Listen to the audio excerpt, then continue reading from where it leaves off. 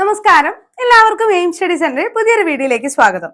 അപ്പൊ നമ്മുടെ കേരളത്തില് ഉള്ള വിവിധ സ്കൂളുകളിൽ ഡെയിലി വേജസുമായി ബന്ധപ്പെട്ട് ഒരുപാട് അപ്ഡേഷൻസ് നമ്മുടെ ചാനലിലൂടെ നിങ്ങളിലേക്ക് എത്തിക്കുന്നുണ്ട് അല്ലെ.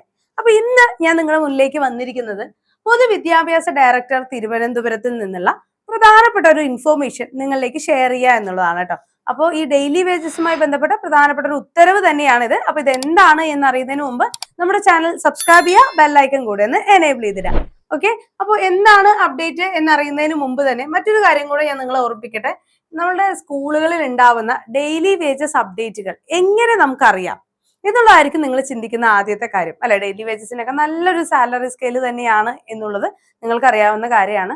അപ്പൊ ഇത്രയും സാലറി സ്കെയിലുള്ള ഈ നമ്മുടെ ക്വാളിഫിക്കേഷന് പറ്റിയ നമ്മുടെ സ്വപ്ന ജോലിയായ അധ്യാപനത്തിലേക്ക് നമ്മൾ എങ്ങനെയാണ് അതിന്റെ ഇന്റർവ്യൂവിന്റെ തീയതികളും ഏതൊക്കെ സ്കൂളുകളിലാണ് വേക്കൻസി ഉള്ളത് എന്നുള്ള കാര്യങ്ങളൊക്കെ അറിയാം എന്നുള്ളതായിരിക്കും നിങ്ങളുടെ മനസ്സിൽ ആദ്യ സംശയം. അതിനു വേണ്ടിയിട്ട് നമ്മുടെ എയിം സ്റ്റഡി സെന്റർ ആരംഭിച്ചിരിക്കുന്ന ഒരു വാട്സ്ആപ്പ് ചാനലാണ് ഓൾ കേരള വേക്കൻസി ചാനൽ എന്ന് പറയുന്നത്. ഇതിന്റെ ലിങ്ക് കമന്റ് ബോക്സിൽ കൊടുക്കുന്നുണ്ട്. അതോടൊപ്പം ഇതിന്റെ ഒരു സ്കാനർ കൂടെ നമ്മൾ പ്രൊവൈഡ് ചെയ്യാം. അതിലേക്ക് ജോയിൻ ചെയ്ത് കഴിഞ്ഞാൽ നിങ്ങൾക്ക് ഡെയിലി വരുന്ന അധ്യാപക ഒഴിവുകളെ കുറിച്ചുള്ള അപ്ഡേറ്റുകളും ഇന്റർവ്യൂവിന്റെ ഡേറ്റ്, ഏതൊക്കെ സ്കൂളാണ്, ഏത് സബ്ജക്റ്റ് ആണ് എന്ന് മാത്രമല്ല അവരുടെ കോൺടാക്ട് ഡീറ്റെയിൽസ് സഹിതമാണ് നമ്മൾ അവൈലബിൾ ആക്കുന്നത്. അത് മാത്രമല്ല അധ്യാപക തസ്തികകളുമായി ബന്ധപ്പെട്ട എല്ലാ പ്രധാനപ്പെട്ട ഇൻഫോർമേഷൻസും നമ്മുടെ ഈ ഒരു ചാനലിലൂടെ നിങ്ങളിലേക്ക് എത്തിക്കുന്നുണ്ട് കേട്ടോ. അപ്പൊ ഈ ചാനലിലേക്ക് ജോയിൻ ചെയ്യാൻ മറക്കണ്ട. ഒപ്പം ഈ അപ്ഡേറ്റ്സ് എല്ലാം നമ്മുടെ യൂട്യൂബ് വഴിയും നിങ്ങളിലേക്ക് എത്തിക്കുന്നുണ്ട്. അതെല്ലാം ഉടൻ ലഭിക്കാനായിട്ട്, നോട്ടിഫിക്കേഷൻ ആയിട്ട് ലഭിക്കാനായിട്ട് ചാനൽ സബ്സ്ക്രൈബ് ചെയ്താൽ മാത്രം പോരാ, ബെല്ലൈക്കൺ കൂടെ ഒന്ന് എനേബിൾ ചെയ്തിടണം. ഓക്കെ, അപ്പൊ എന്താണ് ഉത്തരവ് എന്ന് നമുക്ക് നോക്കാം കേട്ടോ. അപ്പൊ എല്ലാ വിദ്യാഭ്യാസ ഉപ ഡയറക്ടർമാർക്കും നമ്മുടെ പൊതുവിദ്യാഭ്യാസ ഡയറക്ടർ അറിയിച്ചിട്ടുള്ള ഒരു അറിയിപ്പാണ്. ഗവൺമെന്റ് എയ്ഡഡ് സ്കൂളുകളിൽ പ്രധാന അധ്യാപകരും അറിഞ്ഞിരിക്കേണ്ട വളരെ പ്രധാനപ്പെട്ട ഇൻഫർമേഷൻ. പൊതുവിദ്യാഭ്യാസം സർക്കാർ എയ്ഡഡ് സ്കൂളുകളിൽ ദിവസവേതനാടിസ്ഥാന നിയമനം നടത്തുന്നതിനെ സംബന്ധിച്ചിട്ടുള്ള പ്രധാനപ്പെട്ട ഒരു ഉത്തരവാണ് കേട്ടോ. 2025-26 വർഷത്തെ സർക്കാർ സ്കൂളുകളിലും എയ്ഡഡ് സ്കൂളുകളിലും ദിവസവേതനാടിസ്ഥാന നിയമനം നടത്തുന്നതിനുള്ള മാർഗനിർദ്ദേശങ്ങൾ പുറപ്പെടുവിച്ചിട്ടുണ്ട്. അപ്പൊ അത് പാലിച്ചുകൊണ്ടായിരിക്കണം എന്ത് ചെയ്യേണ്ടത്, ഈ നിയമനങ്ങളെല്ലാം നടത്തേണ്ടത് എന്നുള്ളതാണ്.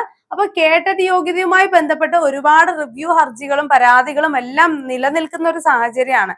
അതുകൊണ്ട് തന്നെ കേട്ടറ്റ് ഉള്ളവർക്ക് മാത്രമാണ് ദിവസവേതനാടിസ്ഥാനത്തിൽ അല്ലെങ്കിൽ ഡെയിലി വേജസ് ആയിട്ട് റിക്രൂട്ട് ചെയ്യാനായിട്ട് പറ്റുക. ഓക്കെ, അപ്പൊ ഇതുവരെയായും നിങ്ങൾ കേട്ടിട്ട് ക്വാളിഫൈ ചെയ്തിട്ടില്ല എന്നുണ്ടെങ്കിൽ ആദ്യത്തെ ഘട്ടം ഞാൻ പറയാം, നിങ്ങൾ അടുത്ത കേട്ടറ്റ് തന്നെ നേടിയെടുക്കണം. വരാനിരിക്കുന്ന ജൂണിൽ നമുക്ക് കേട്ടറ്റിന്റെ നോട്ടിഫിക്കേഷൻ വരും. ഉടൻ തന്നെ പരീക്ഷയും ഉണ്ടാവും.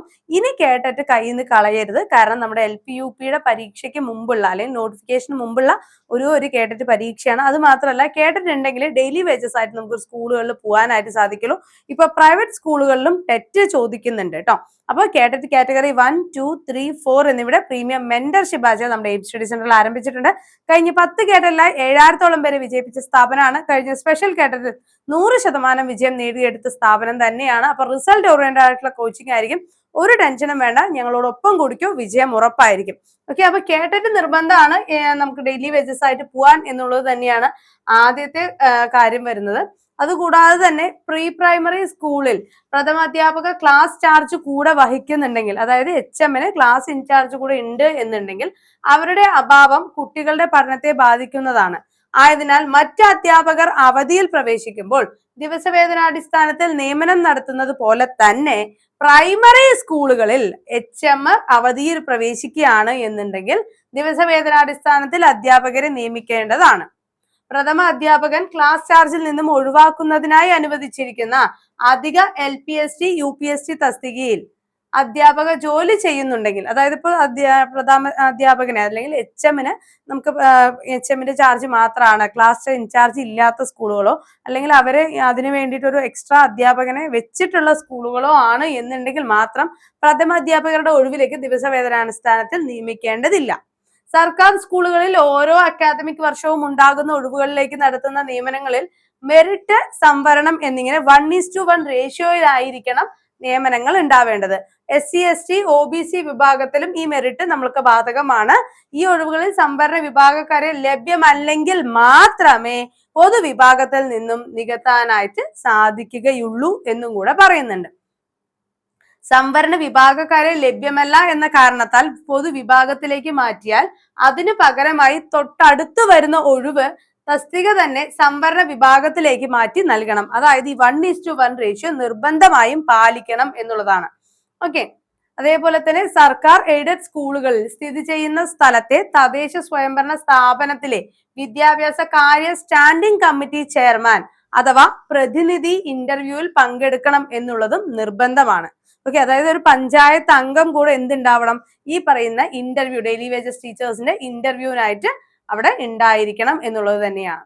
2025-26 അധ്യയന വർഷത്തിലെ എയ്ഡഡ് സ്കൂളുകളിൽ 30 ദിവസത്തിലധികം ഒരു അക്കാദമിക് വർഷത്തിൽ താഴെയും ദൈർഘ്യമുള്ള ഒഴിവുകളിൽ ദിവസവേതനാടിസ്ഥാനത്തിൽ താൽക്കാലിക അധ്യാപകരുടെ അല്ലെങ്കിൽ ഫുൾ ടൈം മിനിയൽ ഉൾപ്പെടെയുള്ള അനധ്യാപകരുടെ നിയമനങ്ങൾ നടത്തുന്നതിന് മാർഗനിർദ്ദേശങ്ങൾ പുറപ്പെടുവിക്കണമെന്ന് പൊതുവിദ്യാഭ്യാസ ഡയറക്ടർ പരാമർശിച്ചിട്ടുണ്ട്. അപ്പൊ സർക്കാർ ഇക്കാര്യം വിശദമായി പരിശോധിച്ച് സംസ്ഥാനത്തെ എയ്ഡഡ് സ്കൂളുകളിൽ 30-ലധികം ദിവസങ്ങൾ അതായത് ഒരു അക്കാഡമിക് ഇയറിൽ 30-ലധികം ലീവുകൾ എടുക്കുകയാണ്. അതല്ലെങ്കിൽ ഒരു അക്കാഡമിക് ഇയർ ഫുൾ ആയിട്ട് ചിലപ്പോൾ 6 months ഒക്കെ ലീവ് എടുത്ത് പോവാറുണ്ട്. ഒരു വർഷത്തേക്ക് ലീവ് എടുക്കുന്ന അധ്യാപകരുണ്ട് അല്ലെ. അങ്ങനെ ലീവ് എടുക്കുകയാണെങ്കിൽ ആ ഒഴിവ് എന്ത് ചെയ്യണം, റിപ്പോർട്ട് ചെയ്യുകയും ഡെയിലി വേജസിനെ അവിടെ റിക്രൂട്ട് ചെയ്യാനുള്ള സംവിധാനങ്ങൾ ചെയ്യുകയും വേണം എന്നുള്ളത് തന്നെയാണ് നിയമസാധ്യത. 2025-26 അധ്യയന വർഷവും ദിവസവേതനാടിസ്ഥാനത്തിൽ താൽക്കാലിക അധ്യാപകരുടെയും ഫുൾ മിനിയർ ഉൾപ്പെടെയുള്ള അനധ്യാപകരുടെയും നിയമനങ്ങൾ നടത്തുന്നതിന് അനുമതി നൽകി ഉത്തരവാകുന്നു.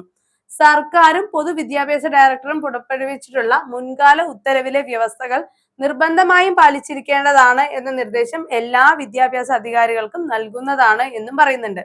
കേട്ടറ്റ് അഥവാ സെറ്റ് യോഗ്യത നേടിയതോ സ്ഥിരം ഇളവ് ലഭിച്ചിട്ടുള്ളതോ ആയ അധ്യാപകരെയാണ് ദിവസവേതനാടിസ്ഥാനത്തിൽ അതത് മാനേജർമാർ നിയമിക്കേണ്ടത്. അപ്പൊ മനസ്സിലാക്കുക, കേട്ടറ്റ് ഉണ്ടെങ്കിലേ കേട്ടറ്റ് കാറ്റഗറി 1, 2, 3 അതിനനുസരിച്ച് 1 നമ്മൾ LP, UP, HSA എന്നുണ്ടല്ലേ നമുക്ക്, അതിനനുസരിച്ചുള്ള യോഗ്യതകൾ ഉണ്ടെങ്കിലേ നമുക്ക് ഡെയിലി വേജസ് ആയിട്ടെങ്കിലും ഒരു സ്കൂളുകളിൽ കയറാൻ കഴിയൂ. പ്രൈവറ്റ് സ്കൂളുകളെ സംബന്ധിച്ച് നോക്കുമ്പോൾ നമുക്ക് എന്തുകൊണ്ടും സാലറി സ്കെയിൽ കൂടുതൽ ഗവൺമെന്റ് സ്കൂളുകളിൽ അല്ലെങ്കിൽ എയ്ഡഡ് സ്കൂളുകളിൽ ഡെയിലി വേജസ് ആയിട്ട് വർക്ക് ചെയ്യുന്നത് തന്നെയാണ്. അത് താൽക്കാലികം മാത്രമാണ് കേട്ടോ. അത് എന്ന് വെച്ചിട്ട് നമ്മളൊരു ഡെയിലി വേജസ് ആയി കയറി അല്ലെങ്കിൽ ഒരു പ്രൈവറ്റ് സ്കൂളുകളിൽ കയറി എന്നുള്ളത് കൊണ്ട് ഒരിക്കലും LP, UPക്കുള്ള പ്രിപ്പറേഷൻസ് മാറ്റി വെക്കരുത്. കാരണം LP, UP എന്ന് പറയുന്നത് നമ്മളെ സംബന്ധിച്ചിടത്തോളം ഏറ്റവും സേഫ് ആൻഡ് സെക്യൂർ ആയിട്ടുള്ള ഒരു ജോലിയാണ് അല്ലെ. അതായത് സ്ഥിരമായി ഗവൺമെന്റ് സ്കൂളുകളിൽ അധ്യാപകരാവാൻ കഴിയുക എന്നുള്ളത് തന്നെയാണ് ഈ ഒരു LP, UP പരീക്ഷ കൊണ്ട് ഉദ്ദേശിക്കുന്നത്. അപ്പൊ കൃത്യമായിട്ട് നമുക്ക് പഠിക്കാൻ കഴിയണം. വർക്കിംഗ് ആണെങ്കിലും നമ്മുടെ പാഷനാണ് ടീച്ചിങ്. അപ്പൊ നമ്മൾ വർക്കിംഗ് ആണെങ്കിലും അതിനോടൊപ്പം തന്നെ നിങ്ങൾക്ക് കോമ്പീറ്റ് ചെയ്ത് പഠിച്ചും അല്ലെങ്കിൽ പഠിത്തത്തെ കൂടെ ഒപ്പം കൊണ്ടുപോകണം എന്നുണ്ടെങ്കിൽ ഓൺലൈൻ ആയിട്ടൊരു കോഴ്സ് തന്നെയായിരിക്കും നിങ്ങൾക്ക് ഏറ്റവും ഉത്തമം. ഓക്കെ. അതിൽ ഏറ്റവും കൂടുതൽ റിസൾട്ട് ഉള്ളിടത്താണെങ്കിൽ അത്രയും തന്നെ ബെസ്റ്റ് തന്നെയായിരിക്കും. നമ്മുടെ എയിം സ്റ്റഡി സെന്ററിൽ കഴിഞ്ഞ LP, UPയിൽ 1000-ലധികം ആളുകളാണ് റാങ്ക് ലിസ്റ്റിലേക്ക് വന്നിട്ടുള്ളത്. ഓക്കെ. ഫുൾ സപ്പോർട്ടുമായിട്ട് ഞങ്ങൾ എല്ലാവരും കൂടെ തന്നെ ഉണ്ടാവും. മെന്റർഷിപ്പോട് കൂടി വരുന്ന ബാച്ചാണ്. സിസ്റ്റമാറ്റിക് സ്റ്റഡി പ്ലാനോടുകൂടി വീക്ക്ലി റിവൈസ് ഒക്കെ ചെയ്ത് നിരവധി മോക്ക് ടെസ്റ്റുകളും 50 മോഡൽ എക്സാമുകളും പ്രീവിയസ് ക്വസ്റ്റ്യൻ പേപ്പേഴ്സും എല്ലാം പഠിച്ചുകൊണ്ട് നിങ്ങൾക്ക് ഈസി ആയിട്ട് LP, UPയിൽ ഒരു ഉയർന്ന റാങ്ക് ഉറപ്പിക്കാനായിട്ട് സാധിക്കും എയിം സ്റ്റഡി സെന്ററിനോടൊപ്പം. ഓക്കെ ആണ്. അപ്പൊ നമ്മുടെ പുതിയ ബാച്ചിനെ കുറിച്ച് അറിയാൻ 9446537080 നമ്പർ കോൺടാക്ട് ചെയ്താൽ മതി. അപ്പൊ നമുക്ക് ബാക്കി അപ്ഡേറ്റ്സ് കൂടെ നോക്കാം അല്ലെ. അതേപോലെ തന്നെ നമുക്ക് higher secondary, vocational higher secondary സ്കൂളുകളിൽ മേൽപ്പറഞ്ഞ മാനദണ്ഡങ്ങൾക്കനുസരിച്ച് ഒഴിവിൽ അതത് സ്പെഷ്യൽ ചട്ടങ്ങൾ പ്രകാരം യോഗ്യതയുള്ള അധ്യാപകരെ നിലവിലുള്ള സർക്കാർ നിർദ്ദേശങ്ങൾക്ക് അനുസൃതമായി മാത്രം നിയമിക്കാവുന്നതാണ്. ദിവസവേതനാടിസ്ഥാനത്തിൽ നിയമിക്കപ്പെടുന്നവരെ ആവശ്യമെങ്കിൽ സ്കൂൾ കലണ്ടർ പ്രകാരമുള്ള അക്കാദമിക് വർഷങ്ങളിലെ അവസാന പ്രവൃത്തി ദിനം വരെയും പ്രസ്തുത സ്കൂളുകളിൽ തുടരുവാനും അക്കാദമിക് പ്രവർത്തനം നടത്തുവാനും അനുവദിക്കാവുന്നതാണ്. ഓക്കെ. അതിന് എത്രയാണോ ആ ഡെയിലി വേജസ് അതനുസരിച്ച് പ്രൊവൈഡ് ചെയ്യും എന്നുകൂടെ പറയുന്നുണ്ട്.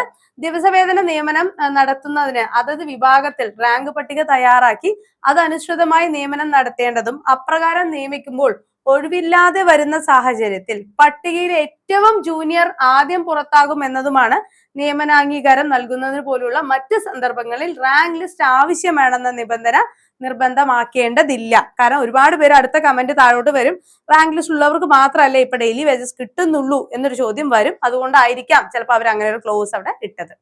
ദിവസവേതനാടിസ്ഥാനത്തിൽ നിയമിക്കുമ്പോൾ സ്ഥിര നിയമനത്തിനുള്ള നിശ്ചയിച്ചിട്ടുള്ള മിനിമം പ്രായപരിധിക്കും വിരമിക്കൽ പ്രായത്തിനും ഉള്ളവരെ, അതായത് 56 വയസ്സ് വരെ ഉള്ളവരെ പരിഗണിക്കാവുന്നതാണ്. ഒരുപാട് പേര് മുമ്പ് കമന്റിൽ ചോദിച്ചിട്ടുണ്ട് എത്ര വയസ്സ് വരെ ഡെയിലി വേജസ് ആയിട്ട് അപേക്ഷിക്കാം എന്നുള്ളത്. ഓക്കെ. അപ്പൊ റിട്ടയർമെന്റ് പ്രായപരിധി വരെയും എന്ത് ചെയ്യാം, നമുക്ക് അപേക്ഷിക്കാവുന്നതാണ്. സർക്കാരിൽ നിന്നും ഏതെങ്കിലും തരത്തിലുള്ള മാറ്റം വരുത്തുന്നത് വരെ തുടർന്നുള്ള അക്കാദമിക് വർഷങ്ങളിലും ഈ ഉത്തരവിലെ നിർദ്ദേശങ്ങൾ തന്നെയായിരിക്കും ബാധകമാകുന്നത്. ഓക്കെ, ഇത് ഈ ഒരു ഉത്തരവ് തന്നെയായിരിക്കും ഇനി ബാധകമാകുന്നത് എന്നുകൂടെയാണ് നമുക്ക് മനസ്സിലാക്കേണ്ടത്. അപ്പൊ എന്താണ്, എത്രയും പെട്ടെന്ന് തന്നെ കേട്ടിട്ട് ക്വാളിഫൈ ചെയ്തെടുക്കുക. LPUPക്കുള്ള പ്രിപ്പറേഷൻസിനോടൊപ്പം തന്നെ നിങ്ങൾക്ക് വർക്ക് ചെയ്യാനും കൂടെ പറ്റുന്ന ഒരു സാഹചര്യം തന്നെയാണ് ഇത് പറയുന്നത്. അപ്പോൾ ഡെയിലി വേജസിനെ കുറിച്ചുള്ള കൂടുതൽ അപ്ഡേറ്റ്സ് നിങ്ങൾക്ക് ആവശ്യമാണെന്നുണ്ടെങ്കിൽ നമ്മുടെ എയിം സ്റ്റഡി സെന്ററിന്റെ യൂട്യൂബ് ചാനൽ സബ്സ്ക്രൈബ് ചെയ്യുന്നതിനോടൊപ്പം നമ്മുടെ ഓൾ കേരള വേക്കൻസി ചാനലിലേക്ക് കൂടെ ജോയിൻ ചെയ്യാം കേട്ടോ. അപ്പൊ ഇതിലൂടെ ഡെയിലി അപ്ഡേറ്റുകൾ നിങ്ങളിലേക്ക് എത്തിക്കുന്നുണ്ട്. അതോടൊപ്പം അടുത്ത കേഡറ്റിന്റെ പുതിയ ബാച്ചുകൾ കാറ്റഗറി 1, 2, 3, 4 എന്നിവിടെ ലോങ് ടേം ബാച്ചുകളും എയിം സ്റ്റഡി സെന്ററിൽ സ്റ്റാർട്ട് ചെയ്തിട്ടുണ്ട്. ഫ്രണ്ട്സിലേക്ക് കൂടെ ഷെയർ ചെയ്ത് കൊടുക്കുക. ഓക്കെ, അപ്പോൾ നിങ്ങളുടെ എല്ലാവരുടെയും അധ്യാപകരാവുക എന്ന സ്വപ്നം എത്രയും പെട്ടെന്ന് തന്നെ പൂവണിയട്ടെ. അതിനുവേണ്ടി എല്ലാ ആശംസകളും ഞാൻ നേരാണ്. അപ്പോൾ മറ്റൊരു അപ്ഡേറ്റഡ് വീഡിയോ ആയിട്ട് നമുക്ക് വീണ്ടും കാണാം. താങ്ക്